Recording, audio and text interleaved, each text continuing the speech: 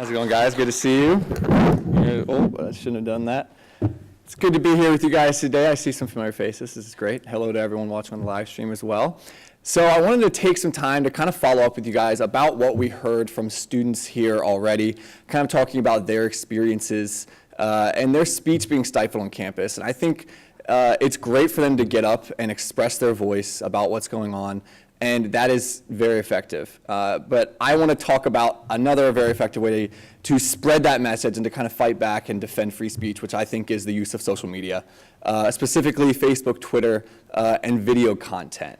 When it comes to getting your message out to an audience beyond your echo chamber, I think nothing does that more quickly and more effectively than social media. We all know that we kind of have our own little echo chamber that we interact with on a daily basis, where it's the same people we see over and over, the same family members that all agree with us, and they kind of reinforce what we believe. And it's really easy to slip into this tendency of thinking that, well, my message is not worth spreading out to more people beyond my initial audience. And I would just encourage you guys to remember people beyond your sphere need to hear your message. So specifically when it comes to a college campus, they need to know what it's like on a college campus. You're here every day, so you know what it's like and the struggles that you face, specifically that we see as conservative students getting free speech out there. So it's important to offer a voice and offer indisputable proof, and that's what video and social media is helpful for. So I want to get into this a quick, like 10, 15 minute kind of pointers for social media, good video content, that kind of thing, and we will get into it. All right, so a quick about me. We already had that fun stuff there. That's a shameless Twitter plug right there. That's what we call that. Fun stuff here. Sorry. So Taylor had a really nice comment about this training, which I thought was really sweet of her to say that my training is the reason she's so successful. I appreciate it, Taylor. Thank you. That's not a real thing, by the way. Taylor didn't actually say that. Although I imagine if she did listen to one of my trainings, she would say that about this thing. Anyways, moving on, other important things. So for anyone wondering, if I say a joke that I feel deserves more laughter that's not getting laughter, I'm just going to ask you guys to please clap. So just a warning, if I feel like something's not getting the reception it deserves, I'll just ask you to clap, as my man Jeb here says. I see some Jeb people in the audience, so I think there may be some hurt feelings there. So the speech, the theme of what I always like to say when it comes to free speech is that they don't want you to win, in the words of DJ Khaled. For those of you who don't know who he is, just Google him later. But when it comes to free speech, they don't want you to win. They don't want it to get out. And who is they? They, we have some examples of they. People that want to stifle free speech on campus. That's actually Bay. That's Harambe. That's not actually they. But some examples of people that want to stifle free speech. They want to keep free speech on campus limited. They want to keep the same ideas just recycling. They want to stifle anything that goes against their narrative. And what we find at Campus Reform overwhelmingly is that that liberal narrative is what's being pushed in classrooms through administrations, whatever it is. And so we encourage students to fight back against that narrative and to kind of increase what students are hearing on campus and broaden the discussion about what's going on. So they use professors and teachers. We've got biased course textbooks, lack of social media presence, social justice warrior Trigglypuffs. We all know what they look like. It's a social justice warrior Trigglypuff. We've all seen people on campus that are triggered by any sort of idea that goes beyond what they're used to. And I would contend the best way to fight back against this is social media. We all know the facts. 90% of 18 to 49-year-olds use social media. And when it comes to things like video content, from 2015 to 2016, video consumption went up 800%. There are now over 10 billion views a day on Facebook of videos. And people our age, specifically millennials, college-age students, they're forming their opinions on Facebook and on social media more than anything else. They're not watching the mainstream media. A lot of times they're not forming their opinions based on what they learn in class. 47% of millennials admit to forming the majority of their opinions based on what they see online. So it's a vacuum, and it is up to us to provide information and content in that vacuum for your cause. So whatever your political beliefs are, you have a duty to fill that vacuum in whatever medium you see fit with information to spread your cause. So when it comes to video content, I think that's the quickest way to spread your message and to fight back for free speech. We heard some students here that were talking about their experiences having their speech shut down. And I think that those are powerful, compelling stories, and having video of whatever's going on is a very powerful and easy way to supplement those stories and make them reach far more people. Also, when it comes to students that just have a club or a personal social media following that they're trying to improve or increase, social media content, video content is the quickest way to grow your following, grow your reach beyond your own echo chamber. So some videos, obviously they're more likely to be shared, and they tell a story, frankly, that words cannot. Our society today is really about pictures or it didn't happen, in the words of Eric Matthews from Boy Meets World, the greatest TV show to ever hit American history. Please clap. Anyways, no, don't actually clap. Anyways, so I want to get through to some examples of some videos here. I'm not going to be able to play this video here, but some things to be filming on campus. A lot of people think, well, there's nothing for me to film. There's not really anything going on in my daily life that's that interesting. And I would say that there are so many interesting things happening on college campuses that many times you don't even think are interesting because you see them so often. But for people in the outside world, people that are an older generation, aren't on college campuses that often, or just people that aren't in college yet, they don't actually know what's going on. And so I think videos are a quick way to spread that information. Some quick things you can be filming: protesters at your event. There's a huge crowd of like 500 people outside protesting me being here. It was really tough to get in here. People were trying to shut me down. They're rioting. Pretty intense. You guys all see what's happening with Ben Shapiro. Whenever he goes to speak somewhere, there are riots going on. And many times, anytime there's a semi-controversial speaker, there are protests going on. Those are absolutely things to film. Those are videos that help shape the narrative of what's going on with the media and everything else like that. Other things, professors in class that are ranting, going off and things basically beyond their capacity as a professor. It's something we see quite often at Campus Reform. It's covering professors that are going from teaching and getting more into indoctrination. And when professors are using their platform, specifically at public schools, when they're taxpayer-funded institutions, that professors are using their platform to create an environment where they're only providing one side of an argument, providing their own political opinion as fact, not giving both sides of a discussion, not having that marketplace of ideas. That's something that many times that accountability of filming those professors and getting their message out there is a big deterrent to that going on in the future.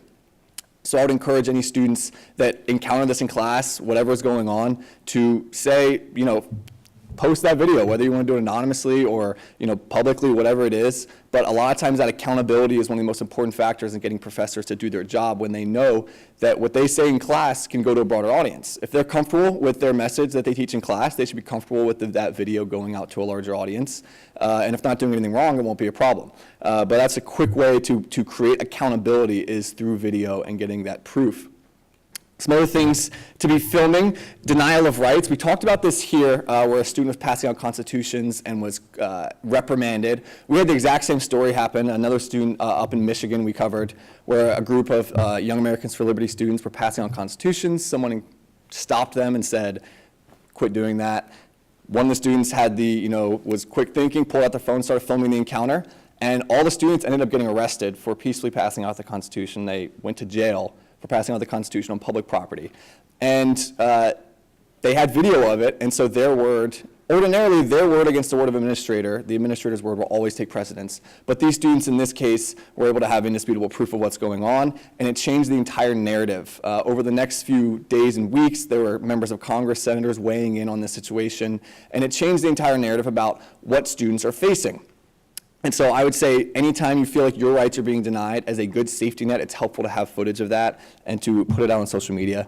Man and woman on the street videos, these are simple ways to kind of create interesting content for whatever your social media page is, going out and getting kind of the beat of what's going on your campus, interviewing students about issues. And just filming snowflakes is always good. Like we have Trigglypuff here, one of the most famous snowflakes. We don't have video capability here, unfortunately, but this was a student at a peaceful event between Steven Crowder, Milo Yiannopoulos, Christina Hoff Sommers, at an event like this, and she began to scream and shout them down and everything. And so a student just happened to film this. We uploaded it at Campus Reform, other places uploaded it, and this student just lost her mind, started screaming, trying to shut down the event. And many of you guys might think, well, that's just protesters being crazy. That happens all the time. Not worth me filming. People see this all the time. But again, you need to remember that the broader audience, the broader, scope, people in our country, they don't see this on a daily basis, so this is shocking and new to them. And so what this did, this got millions and millions of views, this student freaking out. And it ended up being so popular that, moving on, oh, we do have video, perfect.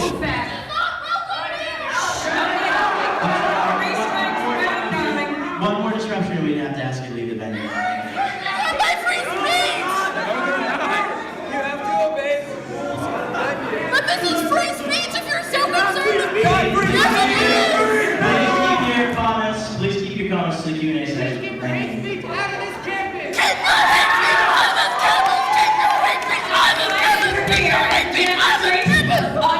So this went on for a while. This student was completely shutting down the event. I'm hoping none of you guys are planning on doing this in the next few minutes. Please don't. But do someone film it if they do. And so this ended up changing the entire narrative around this event. So if you were just to go home and tell your friends or post on Facebook and say, oh, it's crazy, this person shut down our event, or they tried to shut it down, it's like, okay, cool. It stays kind of in your realm of influence. People say, well, that sucks, your event got shut down, but nothing you can do. But with the video, it provided a face and it provided indisputable evidence of what you were saying and proving that it was true. And so, as you can see here, it changed the national conversation. There's national news outlets covering this. And actually on Google, if you were to Google the school where this happened, UMass, for the next few days, the first thing that came up was Triggerly-Puff, which is what they named this student protester. So it ended up changing the entire demographic of the conversation. So another thing to film, example here where the students arrested for the Constitution, and then we saw how it created a national conversation as well. So some quick tips for any of you guys who do want to film video, and then I'll pass it on to Casey, whoever's next. But some quick tips for video, remembering that everyone watches videos as if they're deaf, I should say, not actually deaf, because they don't turn the volume on. 80% of viewers will not turn the volume on for whatever video you post. So anytime you film something, if you can, do your best to put text on the screen and add subtitles, whatever it is. It will increase your view time by about 30%. So simple way to get more views for whatever it is. And we all know that the more video content you push, the more you'll grow your social media accounts. Facebook, the way their algorithm works, they give precedence to accounts that post video content because they want to reward those pages. So the more videos you post, the more likely you're going to get more likes on your page, you're going to get more followers on Twitter, whatever it is. The algorithm loves accounts that post video content regularly. So it's a quick way to do that and to grow a following. Some other tips when it comes to Facebook. I want to get through to here. Well, here's just an example of the prominence of Facebook when it comes to people using upper right. You see how far ahead it is as far as across the board engagement for 18 to 34-year-olds. So some other simple ways we're talking about here. Encouraging supporters and friends to like your page, get them to invite their friends. If you can get your friends and yourself to ask your friends to like their page, do the invite all feature. This is a really quick way to grow your page. Also, when you're posting articles, remember that this is the flow of what people look at. If you look at studies of what people are looking at on Facebook, the first thing they're looking at in anything you post is going to be the image. You want to increase the amount of times you're posting images on Facebook. The second thing they're going to look at is the title of whatever it is. Third thing are the words below that, obviously. And the fourth thing they're looking at is the text at the top. So a lot of times you want to prioritize getting the best possible picture, visual content. It's going to drive a lot more Facebook traffic to whatever it is you're doing. But ultimately, I just can't encourage you guys enough, just in closing, I can't encourage you enough to take videos of what's going on in your campus, upload them to Facebook, YouTube, post them on Twitter, whatever it is, send them around, send them to me if you want at Campus Reform. We cover all sorts of video content on campuses. But again, it's the quickest way to, I think, spread free speech on campus and to begin to fight back and help foster an environment where more ideas are welcomed. Right now, the way it is, the left really in many ways has a dominant stranglehold on free speech and on the expression of ideas. Conservative ideas are not welcome in many cases. And I think breeding accountability, beginning to push back against that by showing what the environment is like and giving people the opportunity to see what conservative students go through on campus and what just lovers of free speech go through on campus is an important and simple way to begin to push back. So I would encourage you guys to use social media. I could talk about this for 3 hours about simple ways, so I'd love to follow up with any of you guys on social media after this if you have any questions, any ways I can be helping. But that's kind of the 30,000 view overview of what's going on. So at that, I will hand it over to whoever's next. But guys, I appreciate your time. Thanks so much.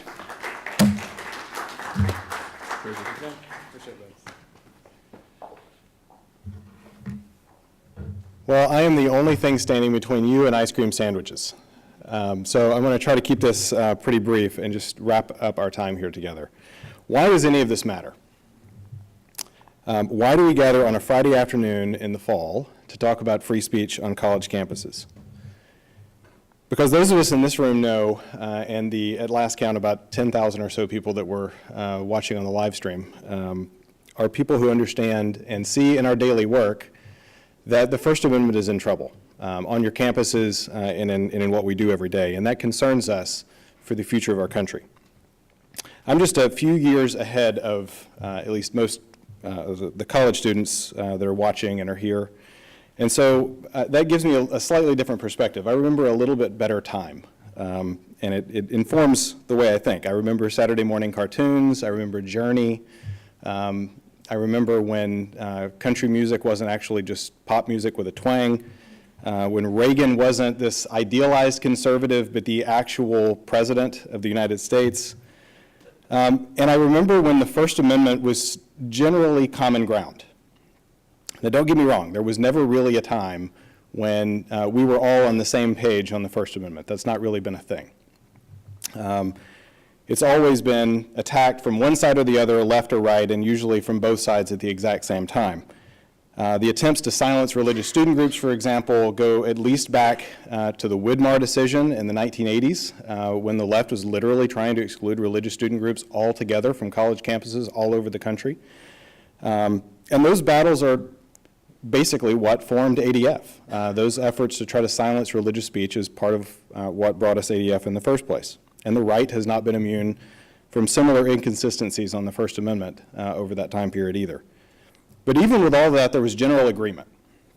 We had a general sense that free speech was a good thing and should be protected. The campus free speech movement was a product of the left, right? On campus at the University of California, Berkeley, there is a monument to free speech. Just a stone's throw away, there is a free speech cafe. This is the same university that 2 weeks ago you could get free counseling if you were upset about the fact that Ben Shapiro was there on your campus. As anyone who has ever questioned the ACLU and its commitment to free speech has heard, the ACLU represented the Nazis at Skokie. That you will be reminded of that if you question their commitment to free speech.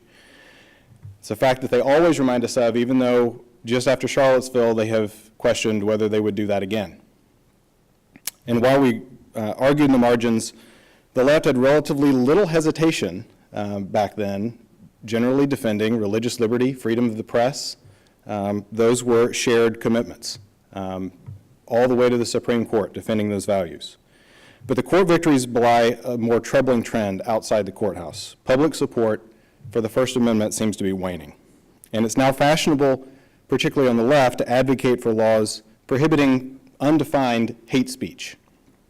Washington Post and the New York Times have run editorials in recent months actually advocating for banning speakers from college campuses, members of Congress advocating for the same, so this isn't just a fringe movement, fringe people on one side of one side of the aisle. Actual efforts to try to stop citizen journalists from being able to do what they've done because they went after the wrong people. That is a common feature that we're seeing right now. Religious freedom. Many on the left now vociferously oppose laws that they in fact sponsored and signed into law just 2 decades ago. And the statistics confirm the problem. Lest those of us on the right lick our chops at the opportunity to claim moral high ground, they show that this is not something that's limited just to the left. A quarter of the population says that the First Amendment goes too far in providing protections. Conservatives are more likely than liberals to think that that was true. And keep in mind that when you see a number like that, 25% saying the First Amendment goes too far, many of those people also say that the First Amendment already prohibits hate speech, which it does not. So they think it prohibits hate speech and yet still think that that's too far. It still is protecting too much speech.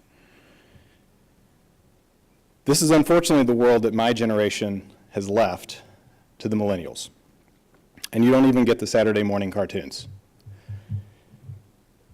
There are many reasons for this cultural and legal shift, and I don't have time to discuss them all, especially again because I'm standing in your way of ice cream sandwiches. But one of the problems is our universities.